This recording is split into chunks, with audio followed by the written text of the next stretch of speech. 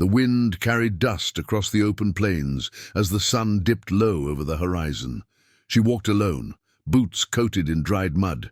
Her coat too heavy for the Texas heat but perfect for hiding.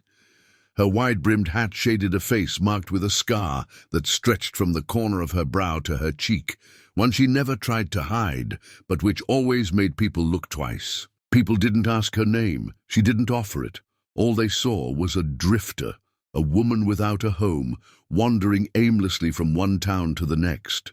She'd been through Amarillo before, but this time something was different. A small ranch just outside of town caught her eye, weathered, rough, and alive with the sounds of horses and windmills creaking in the breeze. She stood at the gate and watched a man working with a stubborn stallion. He had the steady patience of someone who'd lived with loss, but hadn't let it harden him. His hands were strong, movements deliberate, and when he looked up and saw her, he didn't flinch at her scar. "You looking for work?" he asked, straight to the point. "I can muck stalls," she replied. "Ride too." He stared for a moment, then nodded. "Name's Cole. You start tomorrow." She spent her first night in the old bunkhouse, grateful for the roof and silence. Over the next few days, she proved herself. She worked harder than the hands Cole already had. She was up before sunrise, feeding horses, hauling hay, and repairing fences. She rarely spoke, but when she did, her voice had weight, firm, thoughtful, and kind. Cole began to notice how the horses responded to her. Even the difficult ones calmed under her touch. They'd ride out together in the mornings, checking fence lines and talking little.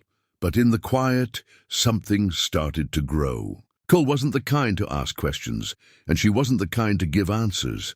Yet he looked at her like a person, not a stranger with a scar, and she found herself starting to feel visible again. One evening, after a long day fixing the south pasture, Cole made coffee and handed her a cup. "You ever think about staying put?" he asked. She looked out at the land, golden under the fading sun. "Maybe," she said softly. She hadn't planned to stop in Amarillo. She hadn't planned to let anyone in. But something about the land, the quiet strength of the man who offered her work without judgment, and the rhythm of ranch life made her want to stay a little longer. Maybe she didn't need to run anymore. Maybe, just maybe, she had found a place where her name or her past didn't matter. Not yet. But soon, her truth would come knocking. Everything would change. The next morning dawned quiet, but there was a strange stillness in the air, like something was coming.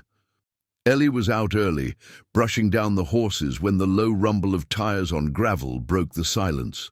She turned slowly toward the road and froze. A black SUV, polished and out of place on the dusty ranch, crept down the drive. She set the brush down, her hands suddenly trembling. Cole stepped out of the barn, wiping sweat from his brow. "You know them?" he asked as the vehicle stopped and the doors opened.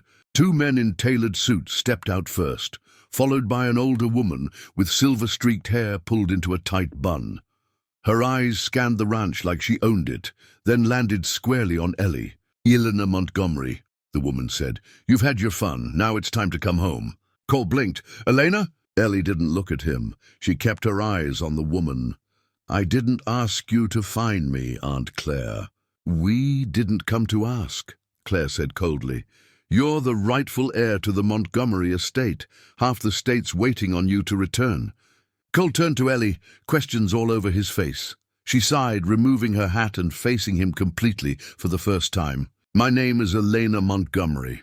My father built one of the biggest ranching and land businesses in Texas. I grew up with more wealth than I knew what to do with. But after the accident, after the fire, everything felt wrong. People stared, whispered.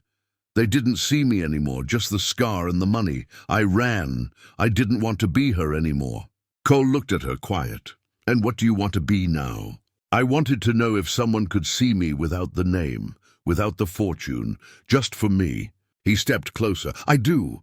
Claire scoffed. "This man and this place, they're beneath you."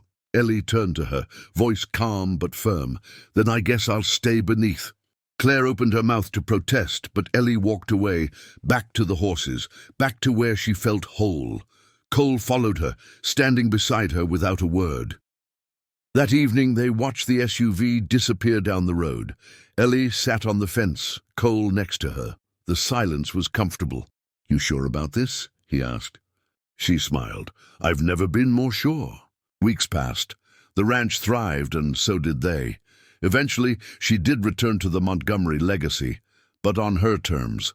She used her share of the land to expand Cole's ranch, to create a sanctuary for animals and people who needed healing. Together, they built something lasting, not on money or legacy, but on trust, simplicity, and love. And no one ever called her just a drifter again.